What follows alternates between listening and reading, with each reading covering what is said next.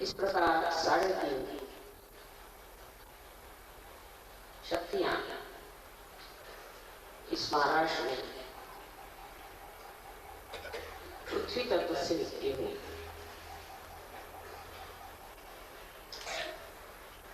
और यही पे श्री चक्र भी विराजता है।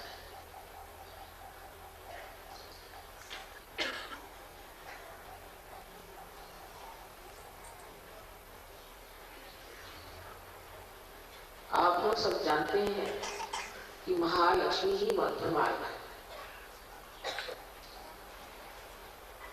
और उस मध्य मार्ग से कुंडलिनी का जागरण होता है।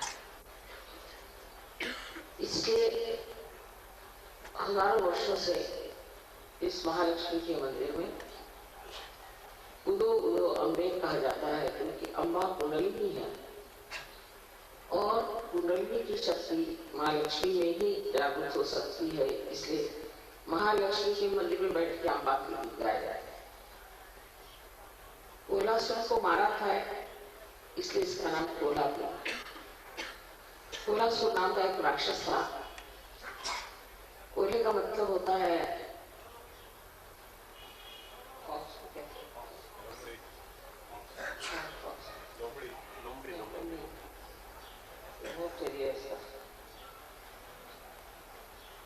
को क्या कहते हैं?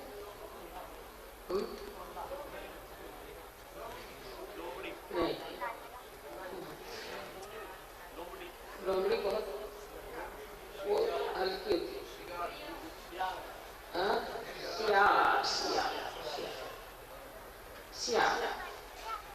सियार के रूप में वो आया है, मतलब उसकी शक्ल सियार के जैसे। उसको देवी ने मारा, इसलिए इस जगह का नाम कोल्हासुर। को मारने की वजह से कोल्हापुर पड़ा। देखिए, हर जगह जहां जहां मंदिरों में पृथ्वी तत्व ने इस स्वयं विग्रह तैयार किए, वहां वहां बुरी तरह से लोगों ने पैसा बनाना शुरू कर दिया और मंदिरों की तरफ कोई ध्यान नहीं दिया। मंदिरों की हालत बहुत खराब, लोग अपना पैसा बनाते हैं। इसलिए कभी कभी लगता है कि इन मंदिरों में चैतन्य दब सा जाएगा। अब आप लोग आए हैं, हो सकता है कि फिर से महालक्ष्मी की शक्ति इन मंदिरों में जागृत हो जाए।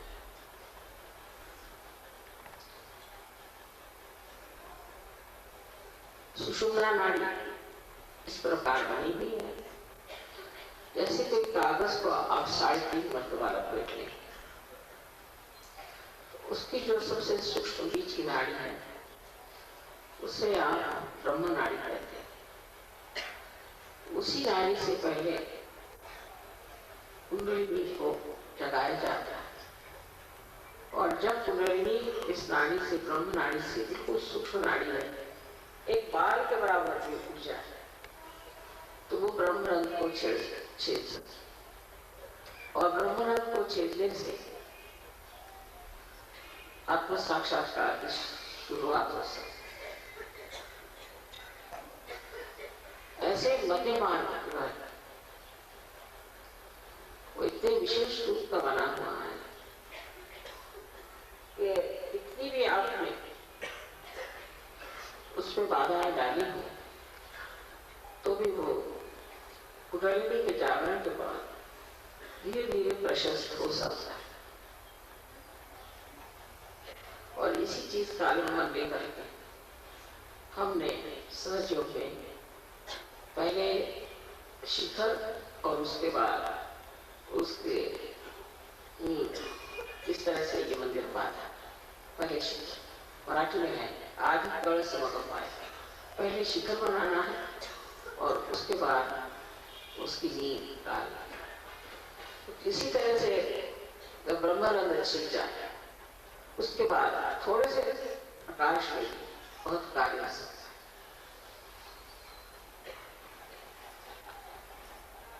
सो आज हम लोग महालक्ष्मी की पूजा करने वाले हैं। मराठीत सांगायलाच नको महत्व कोल्हापूरचं सगळं तुम्हाला माहिती आहे. पण एवढं जाणलं पाहिजे की जोगवाई इतक्या दिवसापासून आपण राहतो. परवा मी मला विचारलं पाहू महालक्ष्मीच्या देवळात जोगवा कशाला म्हणतात ते. महालक्ष्मी के मंदिर में जोगवा आते माने जो माँ से जो हमें योग कीजिए, हमें योग कीजिए. माँ से महालक्ष्मी के मंदिर में बैठ कर योग आता है. महालक्ष्मी के मंदिर में बैठ कर दो दमे योग आते. तो त्यांना काही उत्तर सुचते ना. मी त्यांना सांगितलं की महालक्ष्मी हे मध्यम आहे, सुषुम्ना नाही आणि त्याच्यातच पुढलीचं जागरण असं.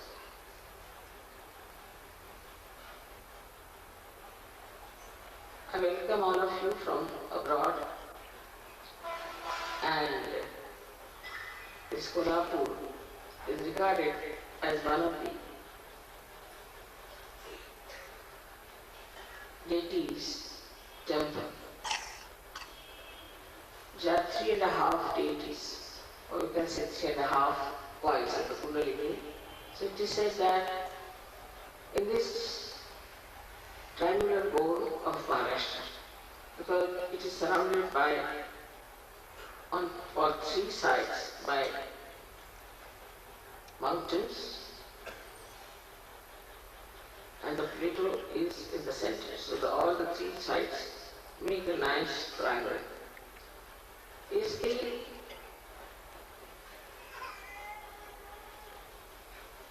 Kundalini of the whole universe, of the whole world, is expressed by Mother Earth in Mahalakshmi. There are 3.5 energies which are boiled together. The first one is of Mahakali. This Mahakali power is expressed into Japa. As Bhavani, and Shivaji Maharaj used to come on a horse all the way for miles together to get the darshan of this Bhavani to Japa. He knew this. And he had a sword which was called as Bhavani Talwar, and people said that the goddess herself has given this sword to him. Then the second one is Mahasaraswati. Is at Mahurgad. You always sing Mahurgad, our song, that is the one. Is Mahasaraswati, which is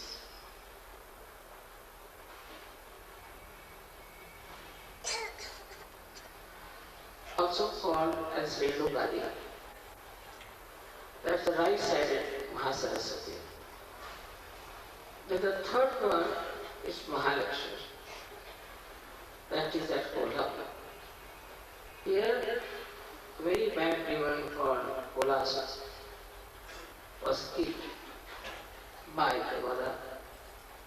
So, this place is especially very holy for all of us, because you got your realization as the Kundalini went through your Sushumna Nadi, which is being nourished by Mahalakshmi Puja. So in the temple they sit down. It's a Mahalakshmi's temple, but they sing that, "Oh Ambe, please rise, please rise, please rise." This comes with the full understanding of the Sushumna Nadi. 99.9% people don't know. Because all the knowledge about Shakti is being lost due to the different timings, and people never worry about it.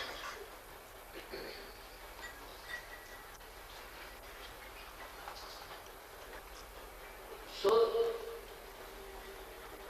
one has to realize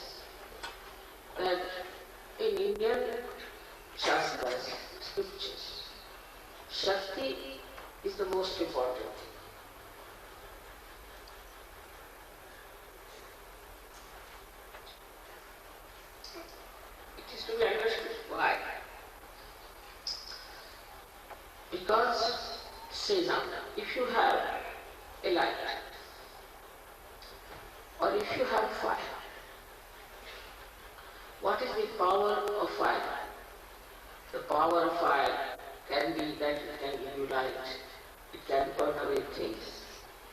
But supposing it does not have its power, then who will care for fire? Nothing. So anybody who hasn't got the power of being the spirit, it is useless. So this power, the Shakti, has to be awakened within us because we do not have the power of the spirit. We have to have the power of the spirit. That's only possible if you get your self-realization. That is the reason it is very important that we should pay attention to our power. Now this power is made as the power of a mother. Mother is the most loving relationship. And through that relationship, all the love is expressed. That is why the Shakti is that of a mother. And affection, the love, the patience that mother has for her children, the Shakti too has the same powers. And that is how the Shakti never can harm. Out of all these Shaktis, all these powers, the highest of all is what we call as the Kundalini, because without her you cannot get realization.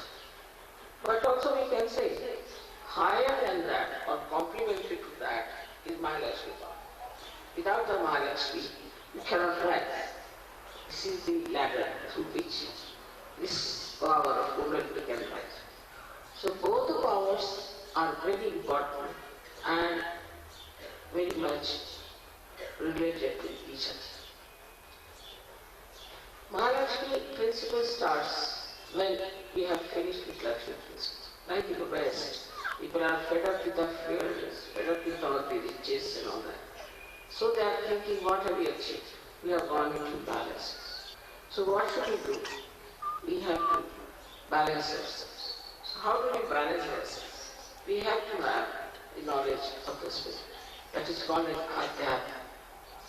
You have to know what is the knowledge of the spirit.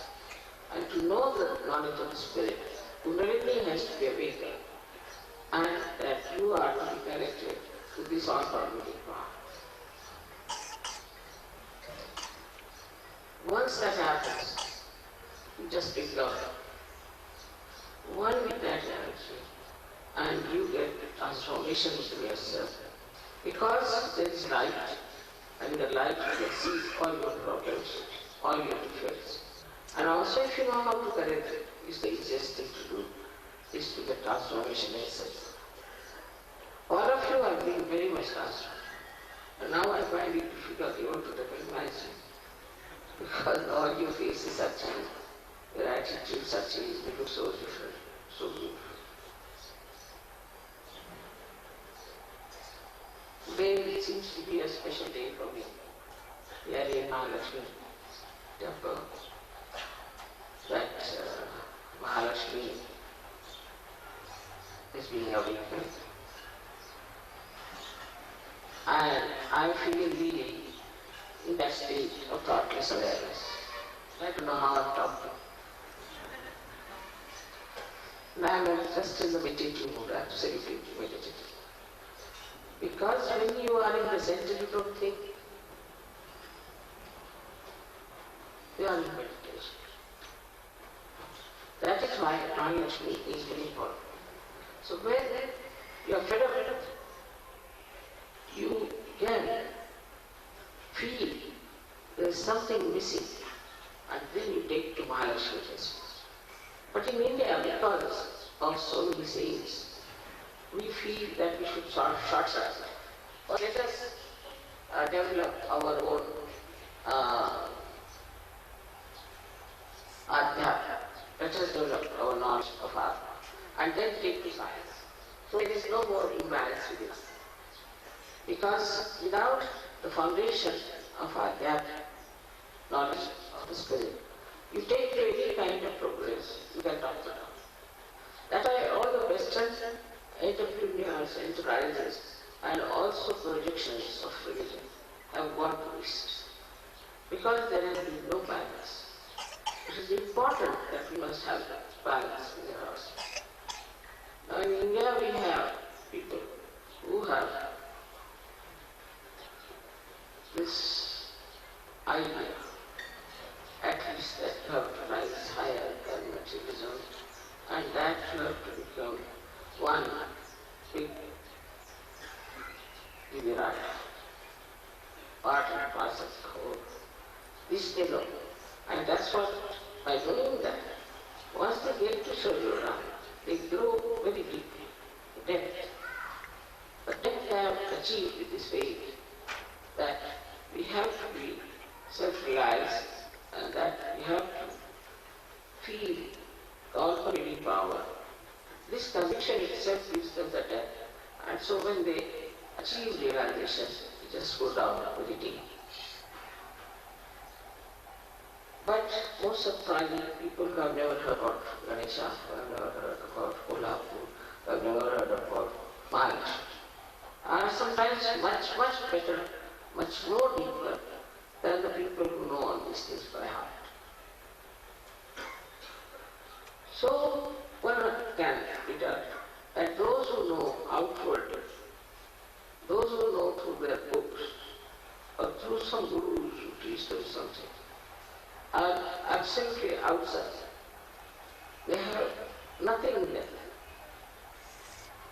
to tell us because they have had no experience of this. No experience of this. That's only possible when your Kundalini rises and breaks your Brahmara. That is the time the first experience comes to you of this all pervading. So all those people who have been only just praying to Mahalakshmi, have been going to her, doing a lot of penances, fasting, this, that, have no idea as to what Mahalakshmi wants. And they always complain to me, Mother, we have done this, we have done that. People are very religious. They are doing all kinds of ritualism, what we call as karma kanda. But with that, do not reach where you have. So one has to understand that whatever has been written and told about all these great things in India, people may know in words, but in experience they do not know. So Sarjura is very important to give them this experience so that they can really verify whatever is said in the science of spirituality about getting realization is absolutely true. Not only that, but it's very practical. And every person who gets realization can understand it very well. So we are here in a very holy place full of unholy people. But still, there are some very, very good people here also. And because of Mahalakshmi, they make very good ornaments, because these ornaments are offered to the goddess. You can feel there a kind of a subdued feeling for God, feeling for spirituality. But they do not have the experience that you have. So you are much higher than all of them. And those who have the experience can feel more as they go to the temple. You can go to the temple to see this place also. But give yourself a big bandhan, because I've seen next to the deity, there are very fine people sitting. They're doing all kinds of commercial activities. They're selling flowers, they're selling. So to be careful temple, then you can go and see for yourself. Now they say that if temple is made because it is Swayambhu, it's the one that has come out of Mother. You can see yourself if there are vibrations.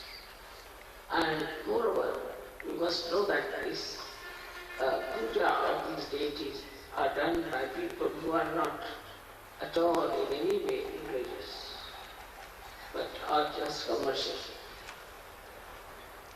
Commercialism can never give you any satisfaction, can never give at all any satisfaction.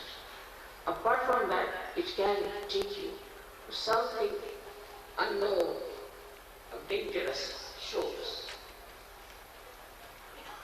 But if your faith is pure, without any greed, without any demands, then you develop your depth in yourself, which is very helpful after sadhana.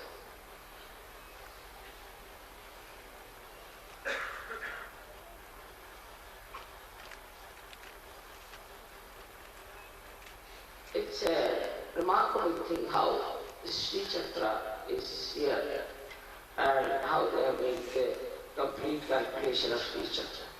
I met a scientist in Russia, in Moscow, who has done research, very much big research on this Sri Chakra. Now, so we have Sri Chakra on the right side, on the left hand side we have the left hand side. So all the things that we do, it has after realization. I work through on the right hand side Sri Chakra and the left hand side Lilith Chakra. Now, how it works is a very complicated thing.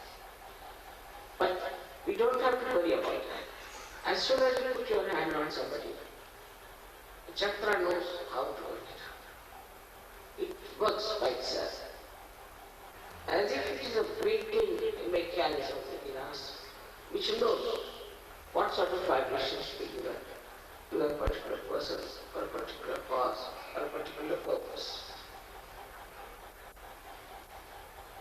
If that person has certain defects also, these chakras know what is to be emitted, how to work it. So, it is not that we have it couldn't be awakening, only these chakras are awakened. We also have these two chakras awakened within us because of Kundalini. But if you have a schedule problem, then you can find that your hands are stiff and you cannot feel the guidance, or we can say the divine intentions of realization. Because when you start using your hands, you don't feel any vibrations. So how will you know what's happening? It's a very complicated thing, and for that complicated thing, these instruments are made already, prepared already. They are quite equipped with all the knowledge that is necessary, like the feedback as you call it, or we can call it a complete programming is there. So as soon as you put your hand on a person, the programming starts working it out. Because it is programming is done by God Almighty, it can never be wrong. It cannot be two different things as far as sadhana is concerned.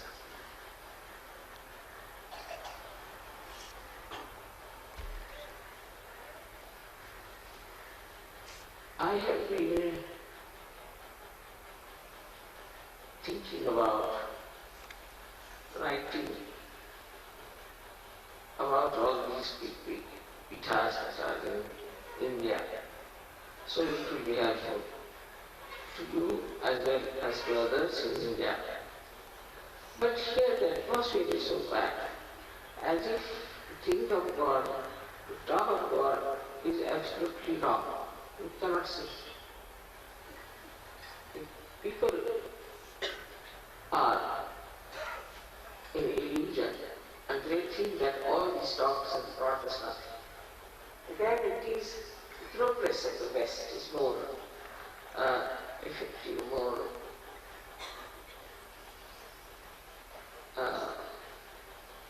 apparent, that they can see how you have progressed in materialism.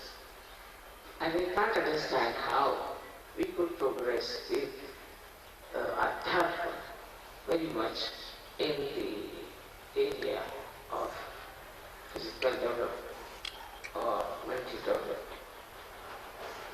So now we come to a point where we realize that it is very important for all the Western people to have the foundation of Adhyatma.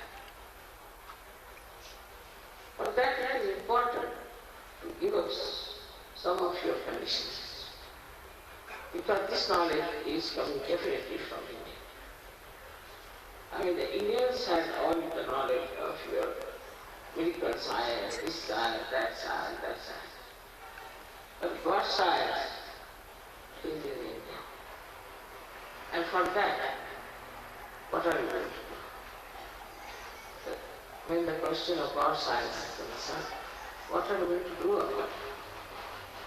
How are you going to work it out?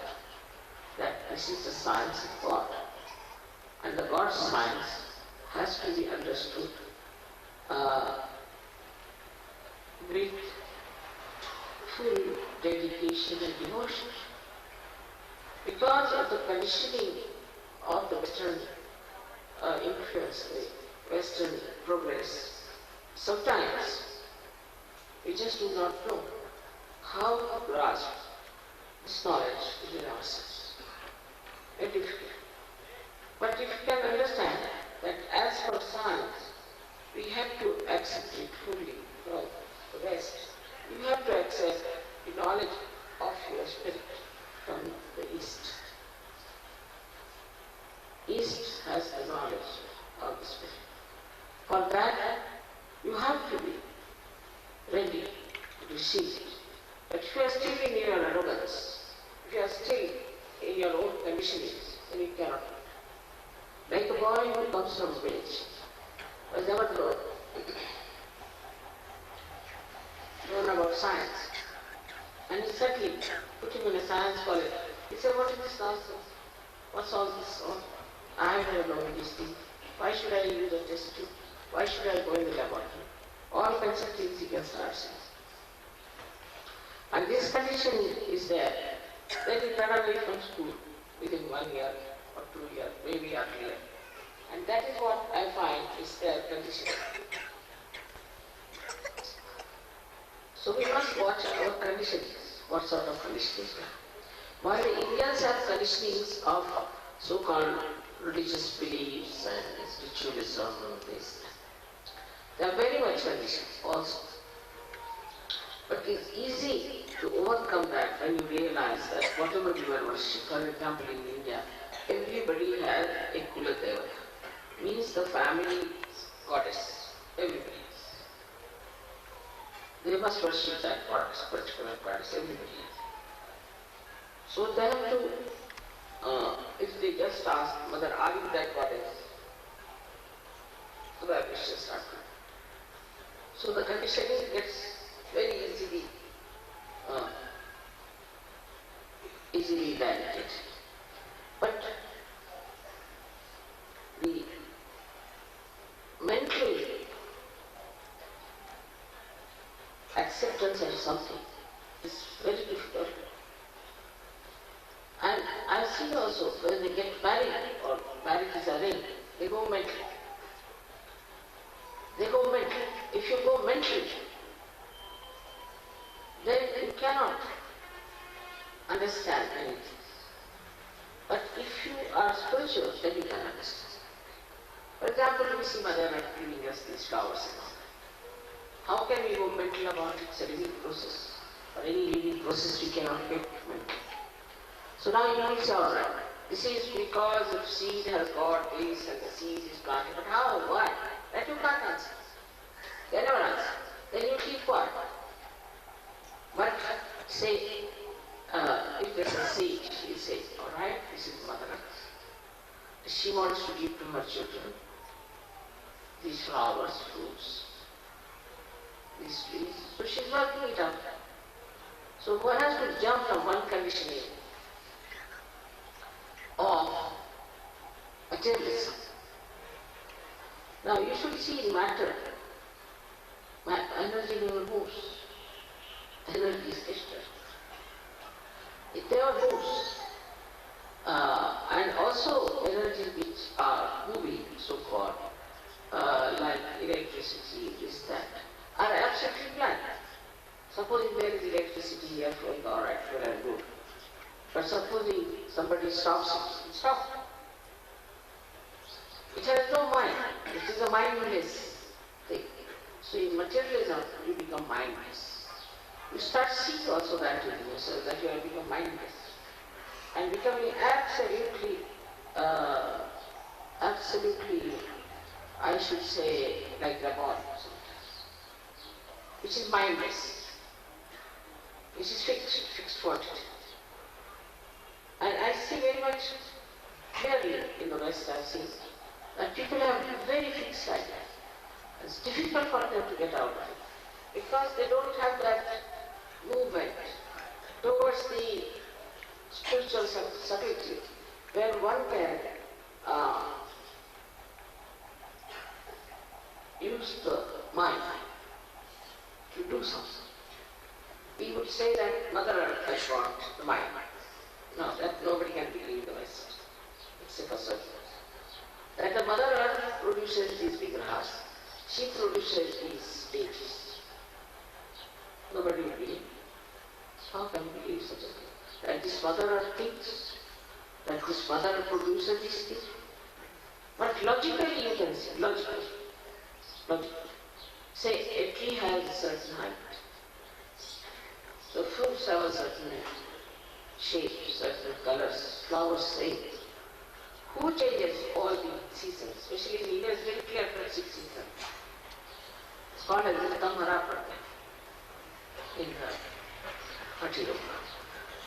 Now, that is the one which is a lady which thinks. She has a mind of her own, she decides. And she works out.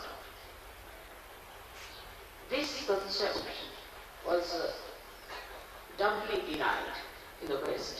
First is that they cannot accept a goddess. Woman has no part. Right from Socrates onward, nobody has talked much about a woman, except of course there is Satyanya and all that, but it's very minor roles they have. Greeks had goddesses who were just like human beings, so that also gets ruled out. And very little was accepted. And when Christianity came, some other Christians saw that there should be no mention of the mother in any. But despite that, people worship the mother. They worship the mother of Christ as some like a goddess. Though in the Bible she's talked as a woman. In a very deliberate style. She's addressed. So the conditioning of people is about the power of God hanging somewhere in the air. That is there and that He gives us everything. But what is the communication? What is the justification or what is the logical thing? How to explain? So you have to say it is a mystery. God is a mystery, He hangs somewhere in the air, He does everything. And how can people believe in it? So the Christian conditioning has been even worse than, I think, Jew conditioning. Because they just took it out, Christ further away. Though the painters, artists couldn't do that. They wouldn't accept, they act the mother things. But despite all that, the motherhood has not been respected that should have been in the Bible, which is a very wrong thing. Why? Mahalakshmi herself incarnated as Mother Mary. Herself. And to say about Mahalakshmi as a woman, I think is a complete insult. And where women are insulted like this, where the goddesses are inserted. You cannot expect any spiritual growth unless and until you accept that it's the Shakti, the mother, who is the only thing that the communication between us and the divinity. So this conditioning, Christian conditioning, has to go up as far as the mother is concerned. It's very surprising sometimes when I see how these people are trying to bring down the level of a goddess to just a woman. So this is a very big blessing in India, that they respect mother as the Shakti, and that the whole thing is done by the movement of the Shakti, by the thinking of the Shakti, by the coordination and the understanding and the planning of the Shakti. It's not done by God Almighty. He's just a spectator. She does it. Once that concept can fit into your heads properly, then you will see so many conditionings withdrawn. Because religion was organized, and in an organized religion you can put whatever you like, the way you want to put it. And it was such a big mistake. By that, people developed a lot of ego, lot of things against women.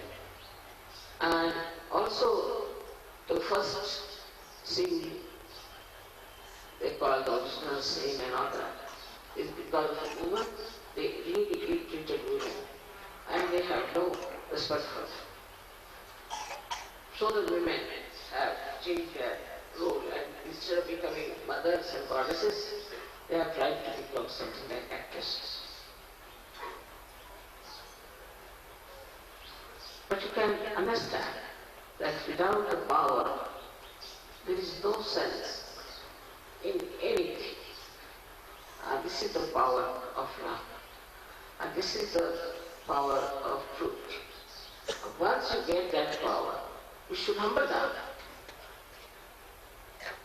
and know that this power is within us, which has given us all this knowledge, which has given us all this ability to raise the Kundalini.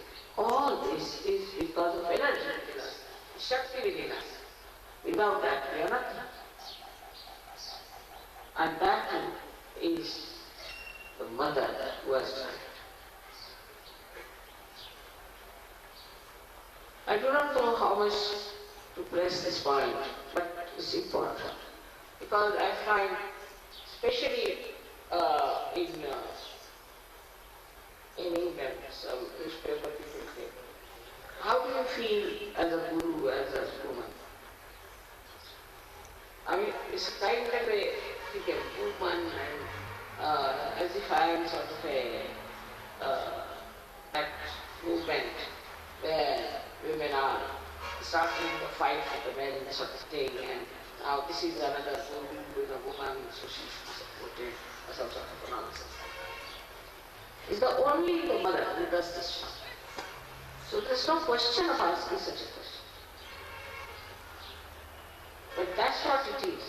That we should first know that it's the feminine quality of a woman as a mother is very powerful. But we should encourage it and try to develop it, so that spiritually you can communicate, spiritually you can imbibe these qualities for your own children. The mothers who do not have adhyana can never develop good children with proper emotions, with proper value system of morality. So it is very important for every mother to be very proud that they are mothers, and for girls who are going to be mothers to be very proud that they are going to be mothers, and that they represent the Shakti. So now what is the part of the men is to take full advantage of that power by by complimenting, by looking after.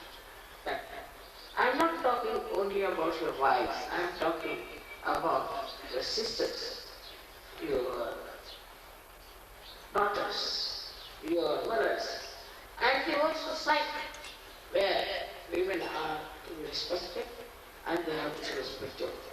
And women should try to be respectable, to try to know that they are the powers and they are the ones who will be used by this divine power as channels, more than men. But if they are useless, then of course they wouldn't bother about them. They would like to bother them about men much more than what you are. So it is important to understand what is your role in such a world. This is your role in such a world. And I am sure you can work it out. You can manage this part. You can equip yourself for this role, which is so beautiful and so much can be said about Mahalakshmi, and there's no entry, but I think later on we should keep this program on every year. You all should come to Mahalakshmi temple here, to the Kolhapur, and then I'll again tell you all about the mother's qualities, what she is as Mahalakshmi. And today we have the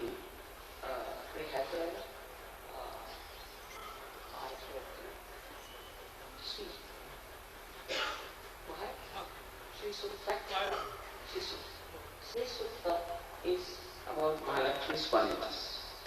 But okay, I think we have Ganesha's, okay, and then we have this. So seriously we must understand what is it. इसकी पवित्रता बढ़ा रहे हैं. आशा है आप लोग सब आराम से रात की देर से आए हैं. बहुत देर हो गई. मैं सोचती थी कि पता नहीं कितने बजे पहुंचे. बहरहाल जो भी हो, आशा है आज की पूजा में आप लोग फिर से पूरी तरह प्लावित हो जाएंगे.